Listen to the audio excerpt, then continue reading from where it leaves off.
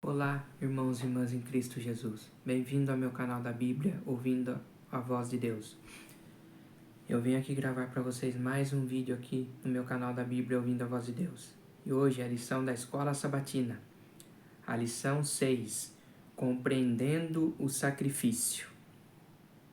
Antes de eu falar desse tema, eu preciso da ajuda de vocês, para vocês se inscreverem no meu canal da Bíblia, ouvindo a voz de Deus, deixar o seu like, ativar o sininho das notificações para receber o meu vídeo e compartilhar meu vídeo para maiores número de pessoas. O conteúdo do meu canal. Hoje aqui nós vamos entender o sacrifício de Cristo. O que significa o sacrifício de Cristo? O que Ele fez por nós? Nós vamos ver tudo isso aqui na lição de hoje. Compreendendo o sacrifício.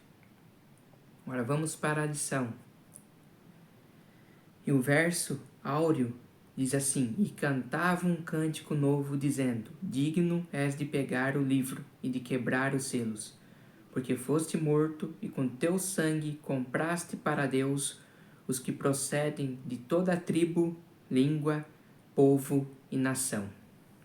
Apocalipse 5, verso 9. Quando Jesus foi em sua direção, João Batista declarou: Eis o Cordeiro de Deus que tira o pecado do mundo, em João 1:29. Uma referência inconfundível à ideia dos sacrifícios que apontavam para a morte substitutiva de Cristo em favor da humanidade. Na Bíblia, não podemos fugir do tema do sacrifício animal. Ele corre como um fio de escarlate pelas páginas sagradas e desempenha um papel central na grande cena do Apocalipse em que João é levado até a sala do trono de Deus. Apocalipse 4 e 5. O fato de Jesus ser apresentado nessa cena crucial como um cordeiro que parecia que tinha sido morto, Apocalipse 5, verso 6, é uma chave essencial para compreender todo o episódio profético. Nesta semana, estudaremos temas ligados aos sacrifícios do Antigo Testamento, que aumentam nossa compreensão do Cordeiro que foi morto, o protagonista de Apocalipse 4 e 5. Os seres celestiais reconhecem que ele é digno quando ninguém mais é, e sua dignidade revela o que Deus fez por meio dos sacrifícios.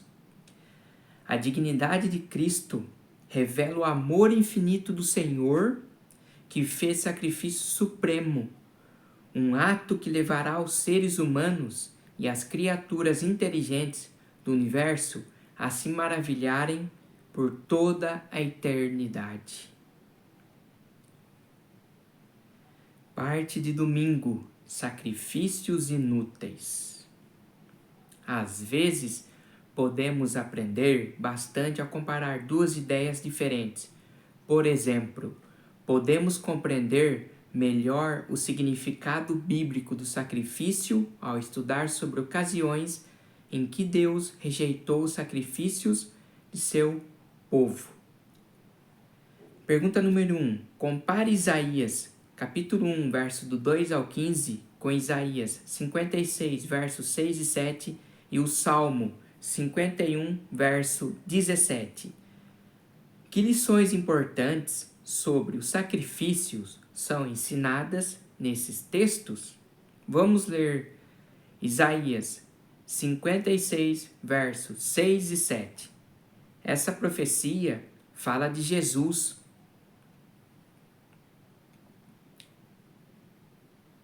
Fala de Jesus.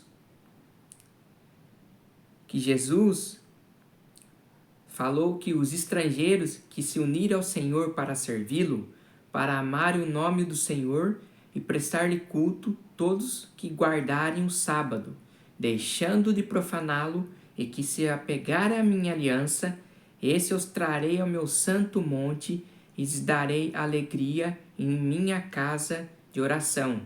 Seus holocaustos e demais sacrifícios serão aceitos em meu altar, pois a minha casa será chamada casa de oração para todos os povos. Então Deus está falando assim, os estrangeiros que guardarem o sábado, guardarem a aliança de Deus, Deus vai aceitar os sacrifícios deles. E a casa de oração será chamada para todos os povos. Então é isso que está falando aqui em Isaías 56, verso 7. E Salmo 51, verso 17, diz o quê? Quais são os sacrifícios que agradam a Deus? Que sacrifício você tem que fazer para agradar a Deus? São o quê? Um espírito quebrantado, um coração quebrantado e contrito. O Deus não desprezarás. Você obedecendo a Deus, lendo a sua palavra, fazendo o bem para as pessoas, falando da palavra de Deus, isso é um sacrifício que agrada a Deus. É isso que você vai estar fazendo que vai agradar a Deus. Essa trágica situação não foi a primeira em que Deus rejeitou os sacrifícios. Algo semelhante aconteceu no início da história da salvação, quando ele aceitou o sacrifício de Abel, mas rejeitou o de Caim. Esse episódio nos dá mais uma oportunidade de comparar sacrifícios aceitáveis com sacrifícios inaceitáveis. Vamos ver aqui Gênesis, capítulo 4, versos do 3 ao 7. Olha o que diz aqui. Passado algum tempo, Caim trouxe do fruto da terra uma oferta ao Senhor. Então Caim, que fez aqui? Levou dos frutos da terra uma oferta para o Senhor. Caim levou da sua vontade. Ele falou assim, tem os frutos aqui, eu vou pegar esses frutos, eu vou levar para Deus como oferta e Deus vai aceitar. Caim levou as suas ofertas conforme a sua vontade.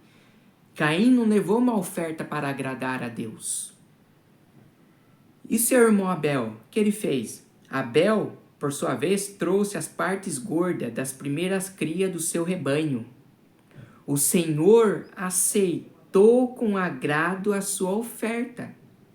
Aceitou com agrado a Abel a sua oferta. Por quê? Abel levou das primeiras crias do seu rebanho para o Senhor. Então essa oferta agradou o Senhor. Por que essa oferta agradou o Senhor? Levando um cordeiro para o Senhor. Porque esse sangue que Abel sacrificou, o cordeiro que caiu, esse sangue simbolizava o sangue de Cristo, que Cristo viria lá na frente, que João Batista falou, eis o Cordeiro de Deus que tira o pecado do mundo. Então Abel já reconhecia que o Messias viria lá na frente e traria a salvação para ele. Vocês estão entendendo? Agora vamos para o verso 5. Mas não aceitou Caim e sua oferta, por isso Caim se enfureceu e seu rosto se transtornou. E o Senhor disse a Caim, por que você está furioso? Por que se transtornou o seu rosto? Se você fizer o bem, não será aceito, mas se não fizer, saiba que o pecado ameaça a porta. Ele deseja conquistá-lo, mas você deve dominá-lo. Uma pergunta que eu faço, se Caim tivesse pegado um cordeiro sacrificado, Deus tinha aceito a oferta de Caim. Mas não, Caim fez a sua própria vontade. E quando Deus não aceitou a sua oferta, Caim se enfureceu. Que Deus fala para ele, se você fizer o bem, será aceito, Caim.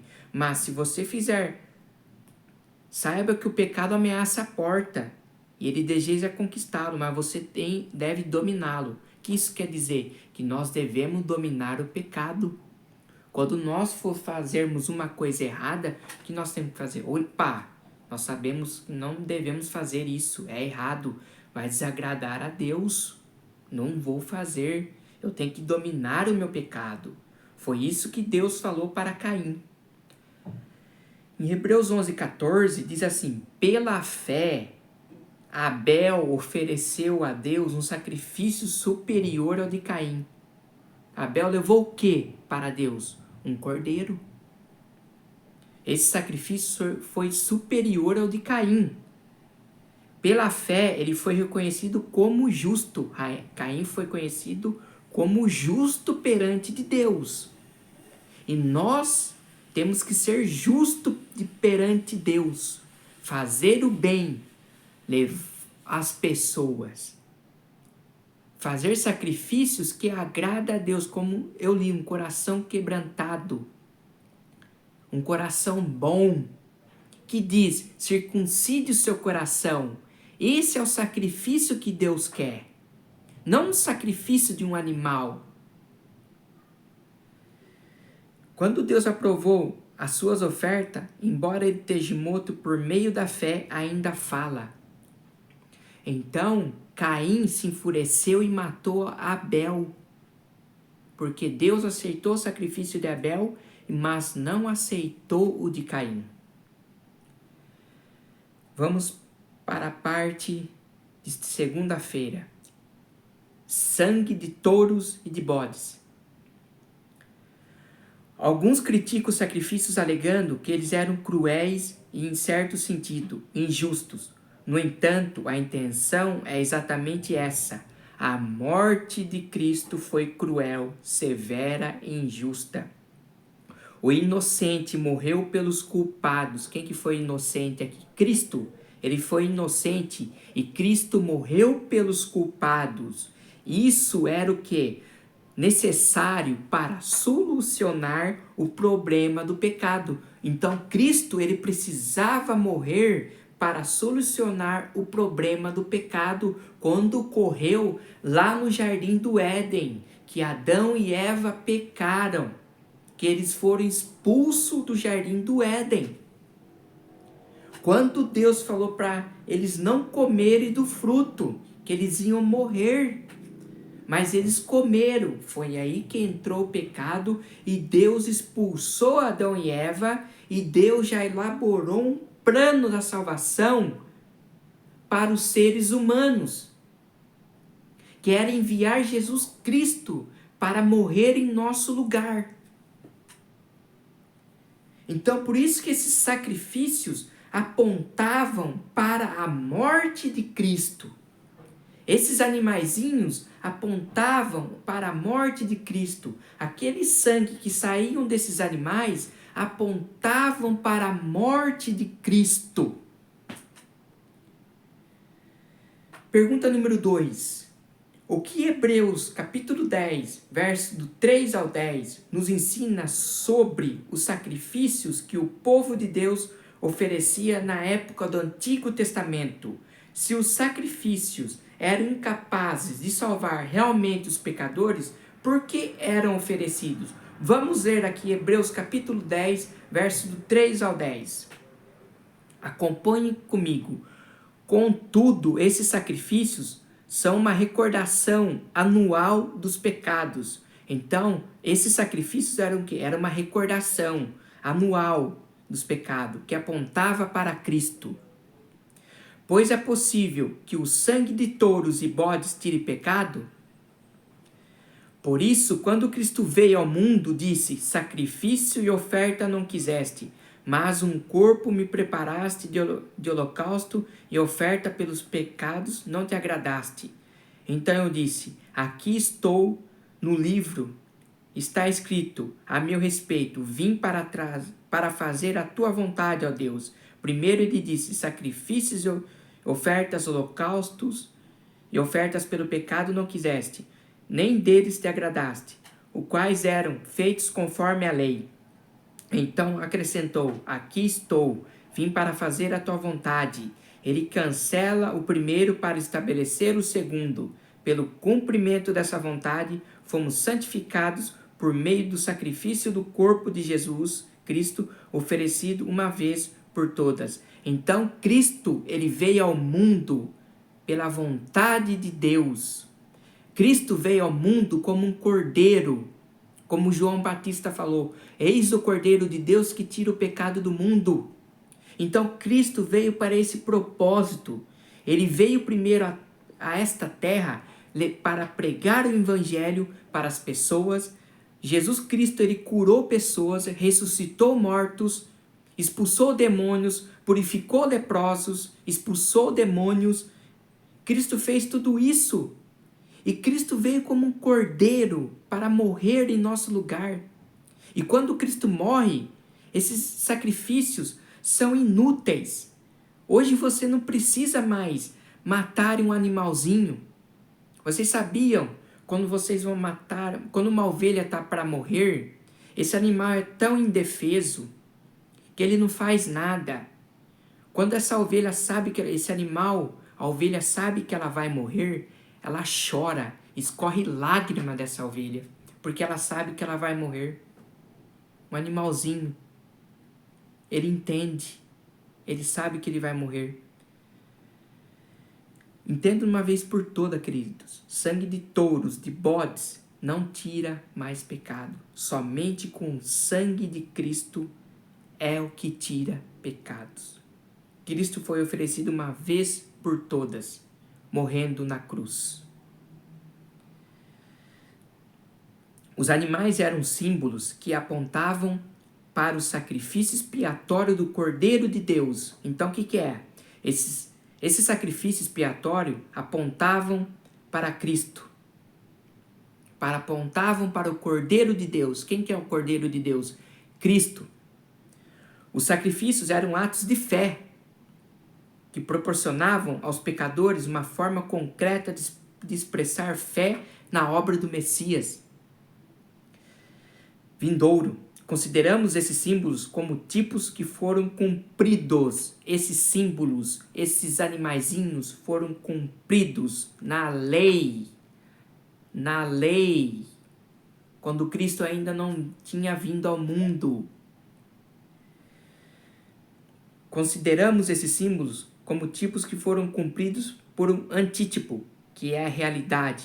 Alguns descrevem os sacrifícios desses animaizinhos como mini profecias sobre a morte de Jesus na cruz.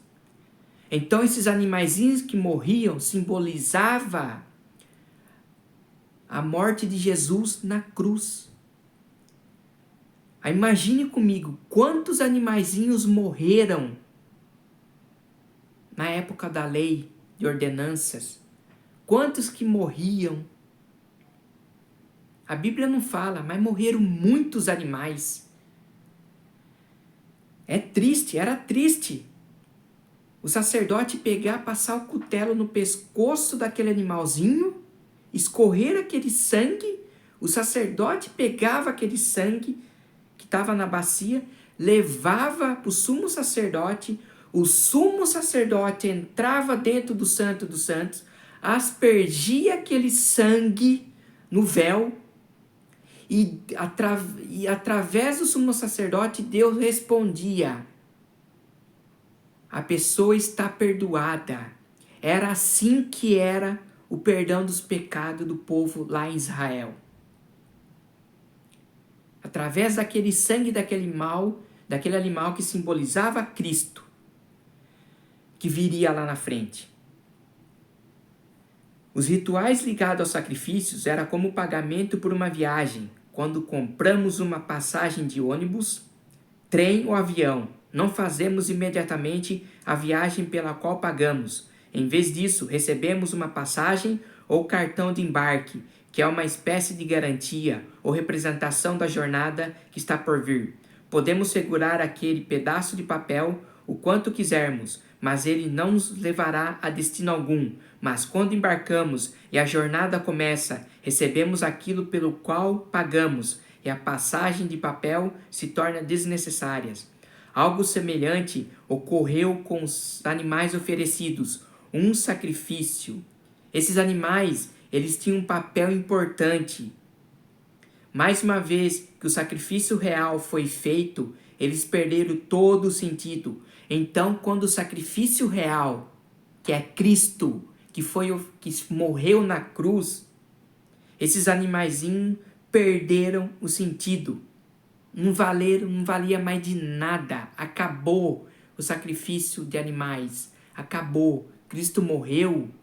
Acabou. Eles não teve mais um papel importante.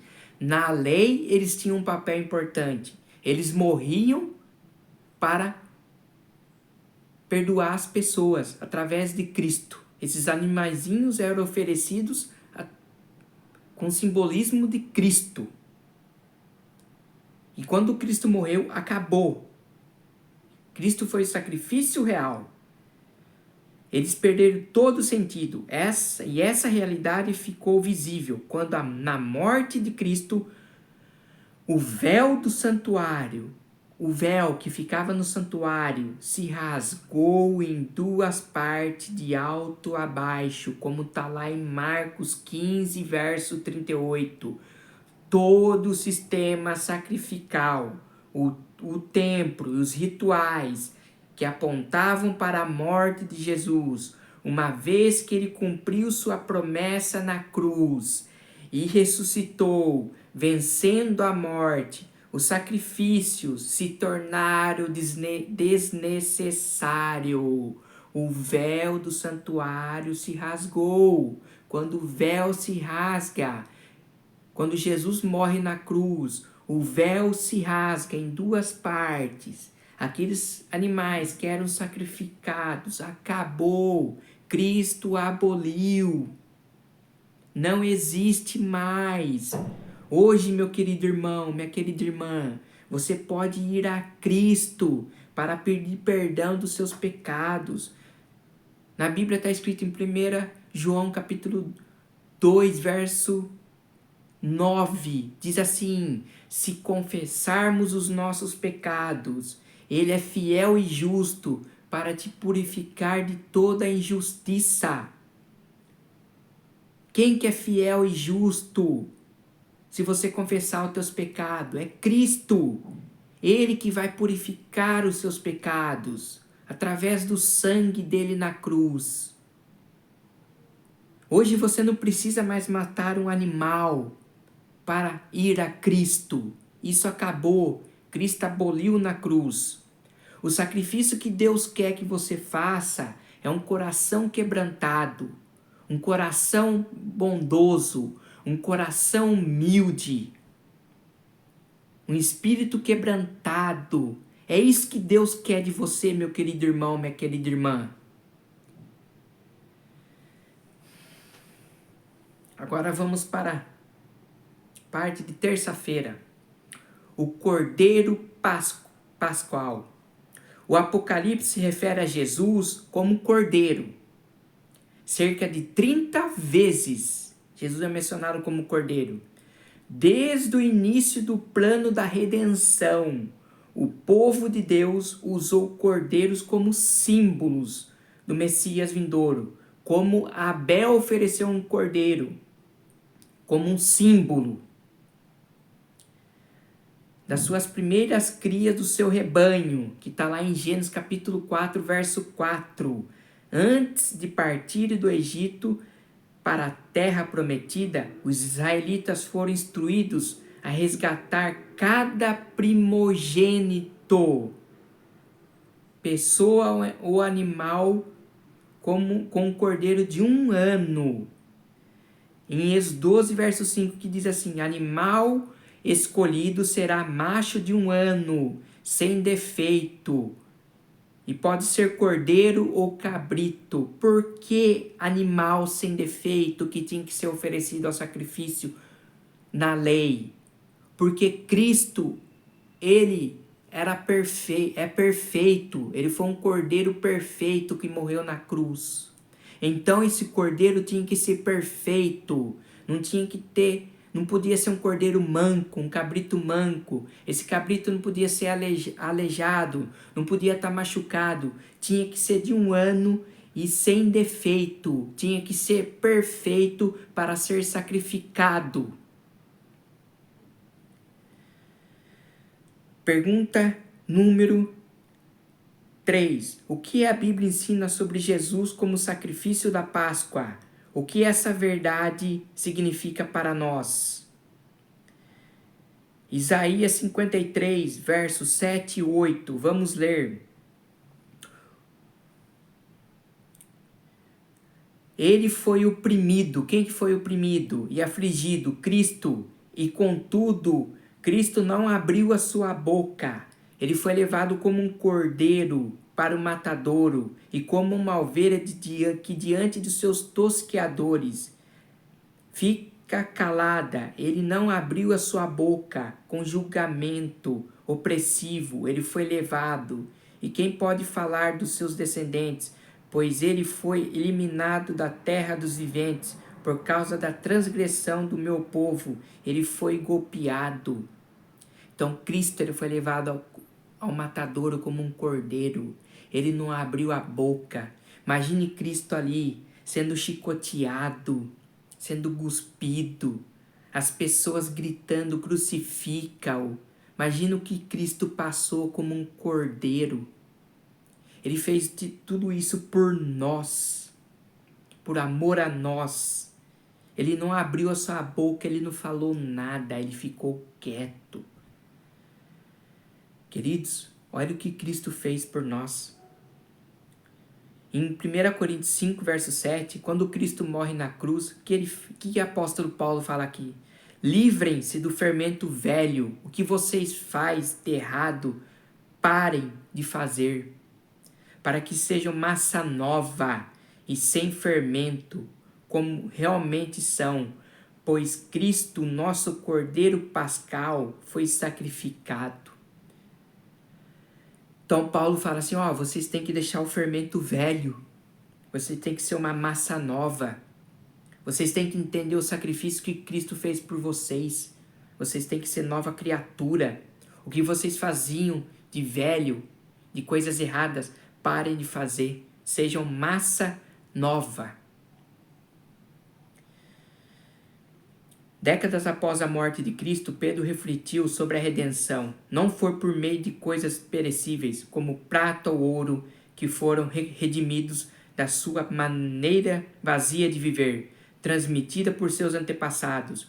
Mas, olha, esse aqui é o importante, mas pelo precioso sangue de Cristo, como de um cordeiro sem mancha e sem defeito. O que é mais importante aqui? O que é precioso para nós aqui em 1 Pedro 18, verso 18 e 19? É o sangue de Cristo, o sangue precioso de Cristo, como um cordeiro sem mancha, como era oferecido animalzinho sem defeito, sem mancha, simbolizava Cristo.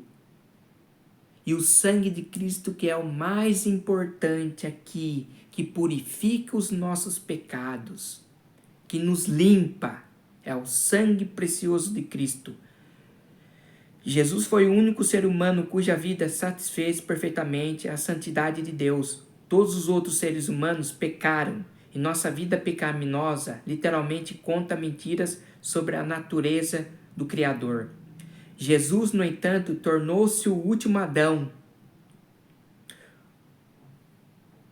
1 Coríntios 15, 45. Onde falhamos? Ele foi perfeito em sua humanidade. Ele era tudo o que a raça humana deveria ser. Refletia a glória de Deus. Por isso, disse, quem vê a mim, vê ao Pai. Cristo disse isso, quem vê a mim, vê ao Pai. Então, se nós conhecemos Jesus Cristo, nós não vemos Ele, mas através do que Jesus Cristo fez, nós vemos Ele e o Pai. João 14, verso 9. Jesus foi crucificado na festa da Páscoa, reforçando que ele é o Cordeiro antítipico, em João 18, 19 e 20. Cristo disse que falava francamente sobre os seus ensinos, de forma paralela. Os filhos de Israel foram instruídos a escolher para a Páscoa um cordeiro sem defeito e guardá-lo, colocando a vida de todos durante os dias que antecediam o sacrifício. Quando o sumo sacerdote questionou sobre Jesus, sobre seus ensinos, ele mencionou que estivera à vista de todos no templo para que os considerassem, sua vida, suas obras, seus ensinos. Tudo revelava quem ele realmente era.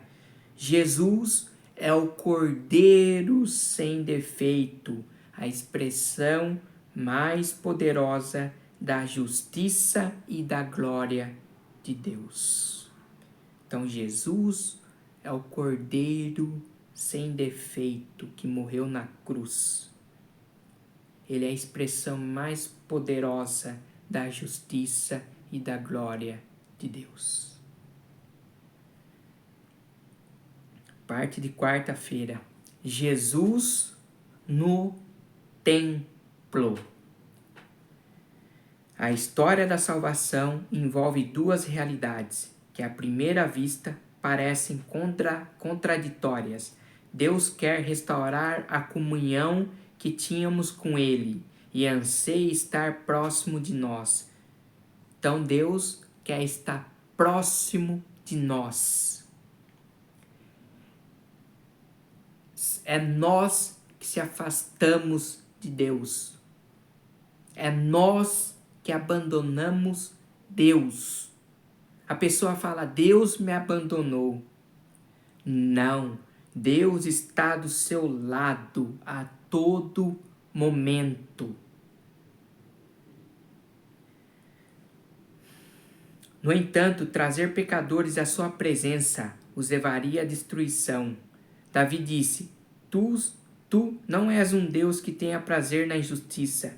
Contigo o mal não pode habitar. Mas ele também disse, eu, porém, pelo teu grande amor leal, entrarei na tua casa com temor, me inclinarei em direção ao teu santo templo. Salmos capítulo 5, verso 4 e 7.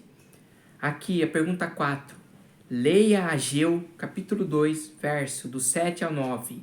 Enquanto o segundo templo estava sendo construído, o profeta Ageu fez uma promessa surpreendente. O novo templo seria mais glorioso do que o anterior, que é o primeiro. O que esse profeta queria dizer? Vamos ler Ageu aqui. Farei tremer todas as nações, as quais trarão para cá os seus tesouros. Encherei esse templo de glória, diz o Senhor dos Exércitos. Tanto a prata quanto o ouro me pertencem. Então, a prata e o ouro pertence a quem? Ao Senhor dos Exércitos, a Deus. A glória deste novo templo será mais do que a do antigo, diz o Senhor dos Exércitos. E neste lugar estabelecerei a paz, declara o Senhor dos Exércitos. Vamos ler aqui em outra linguagem.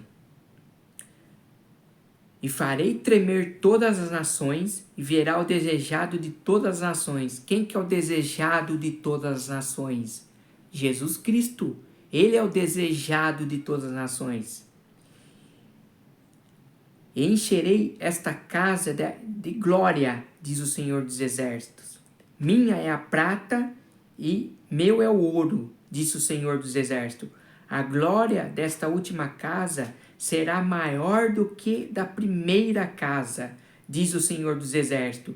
E neste lugar darei a paz, diz o Senhor dos Exércitos. Então Deus falou que a glória será maior do que a primeira.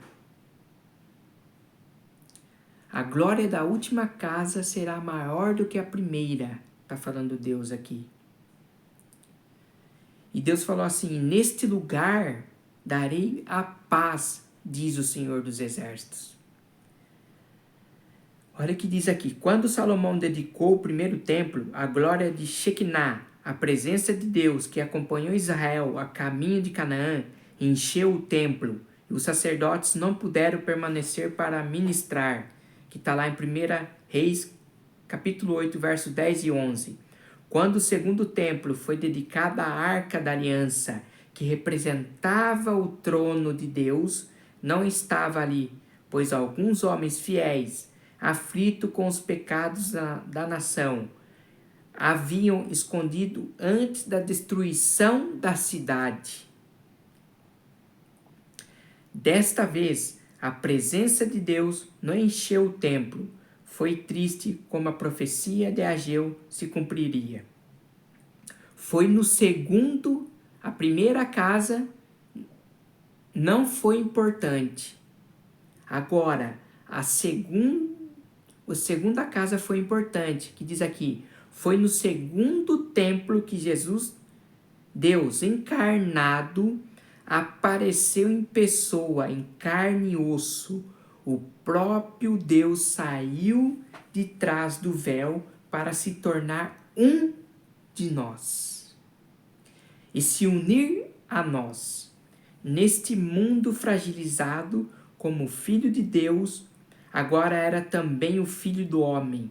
Podíamos ver seu rosto, ouvir a sua voz e testemunhar, por exemplo, quando ele tocou em um leproso impuro e o curou.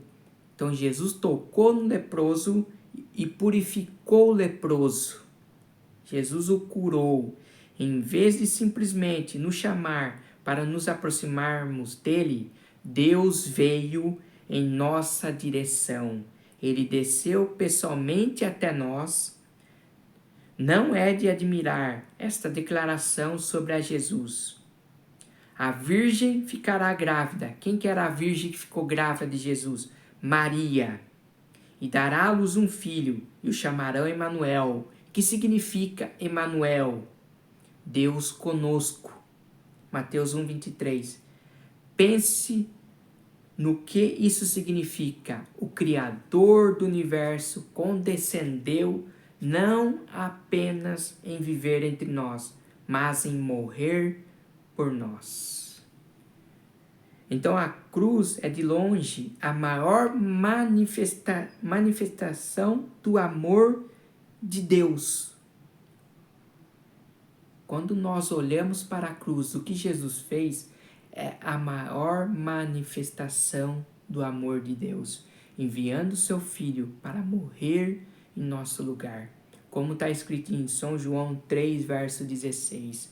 Porque Deus amou o mundo de tal maneira que enviou seu Filho unigênito para todo mundo nele crer e não pereça, mas tenha a vida eterna. Então Cristo veio a esse mundo morrer por nós. Jesus veio trazer o que quando ele morreu? A vida eterna, a salvação.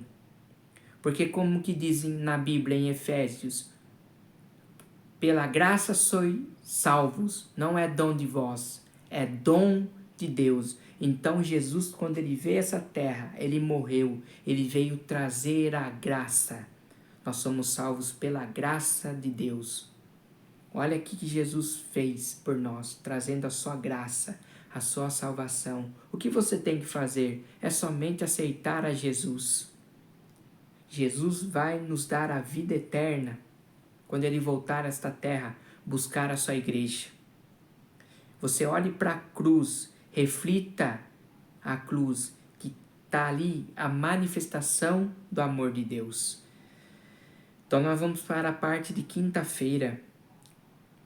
Por que criaste todas as coisas?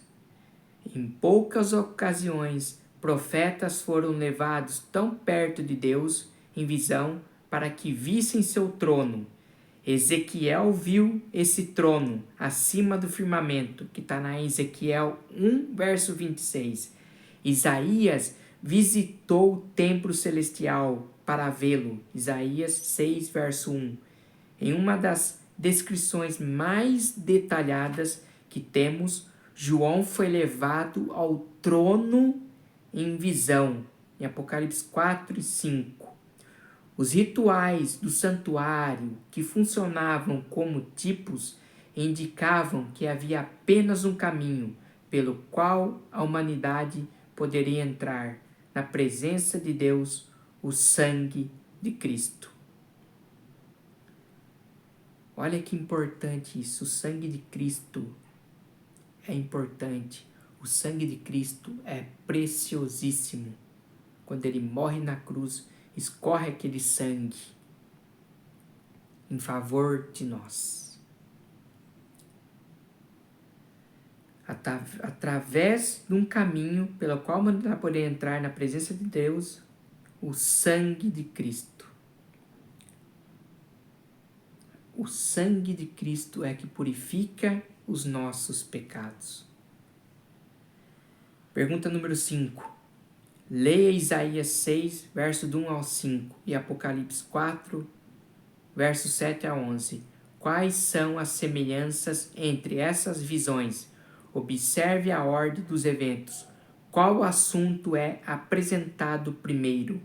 O que vem depois? Que verdade sobre Deus é enfatizada?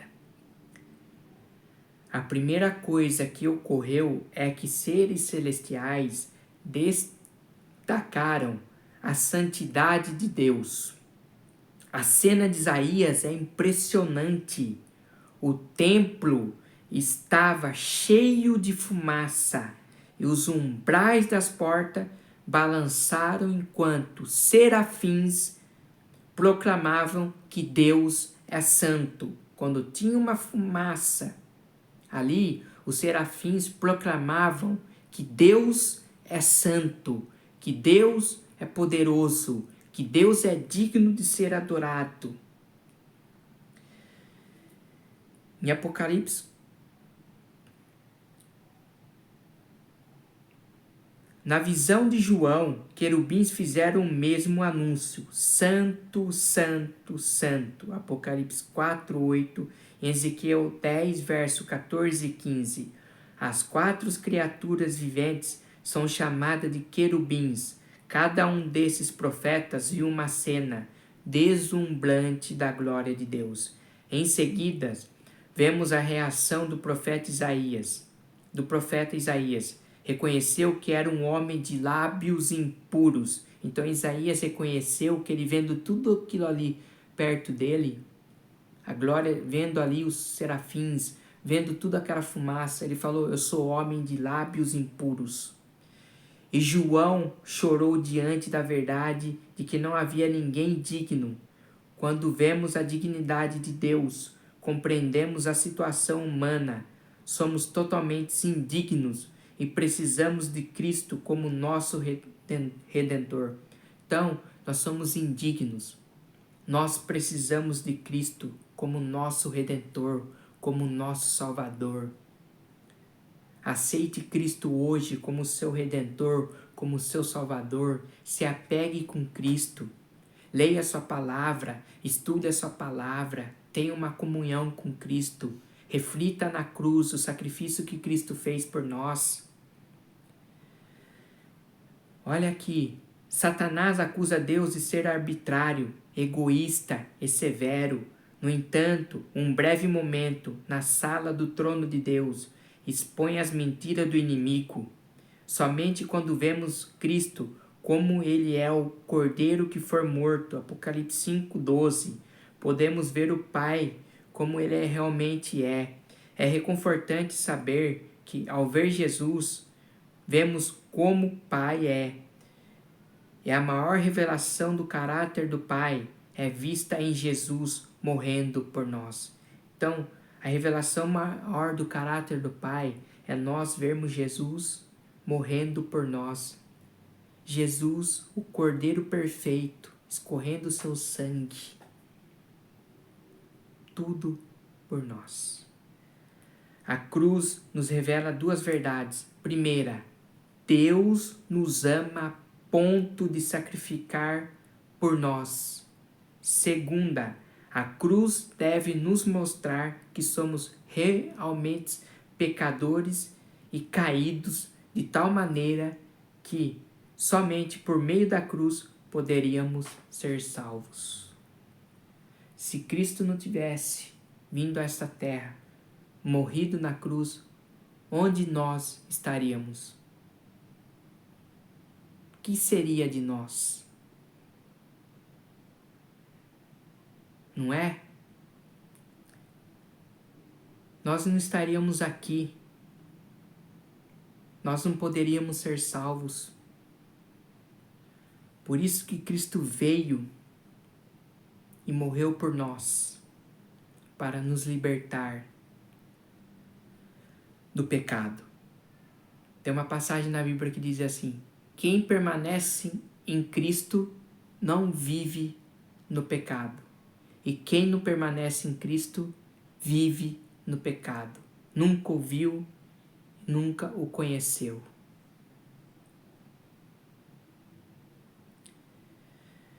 Vamos para a parte de sexta-feira. Estudo adicional. Cristo é o único digno de obter e garantir nossa salvação.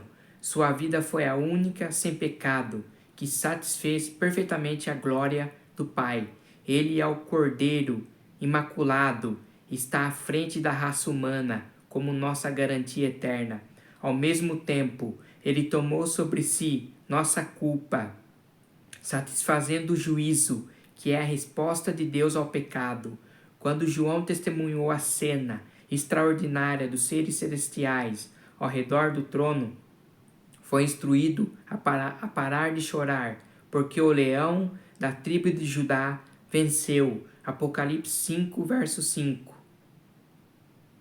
O pecado é terrível e o ser humano pecaminoso a tal ponto que somente a morte de Jesus seria suficiente para resolver o problema do pecado. Se houvesse outra maneira de nos salvar, sem violar os princípios de seu governo, Deus teria feito. A transgressão da lei de Deus exigia a vida do pecador. Em todo o universo havia apenas um ser que, em favor do homem, poderia satisfazer suas reivindicações, visto que a lei divina é tão sagrada como o próprio Deus. Unicamente um ser igual a ele poderia fazer expiação por sua transgressão. Ninguém a não ser Cristo poderia redimir da maldição da lei o ser humano decaído. Cristo tomaria sobre si a culpa e a humilhação do pecado tão ofensivo para um Deus santo, que separaria o Pai e o Filho Cristo. Atingiria as profundezas da miséria para resgatar a raça que fora arruinada. Então Cristo veio a esta terra para resgatar a raça decaída. Cristo deixou o céu, deixou tudo e veio a esta terra morrer por nós. Que vocês reflitam na cruz, que ali mostra a manifestação do amor de Deus. Cristo esvaziou, deixou de ser Deus e veio a esta terra morrer por nós. Que Deus abençoe vocês, meus queridos irmãos e irmãs em Cristo. Que a graça do nosso Senhor Jesus Cristo esteja sempre com vocês. E eu queria desejar um feliz Dia das Mães para todas as mamães. Mãe não tem só um dia.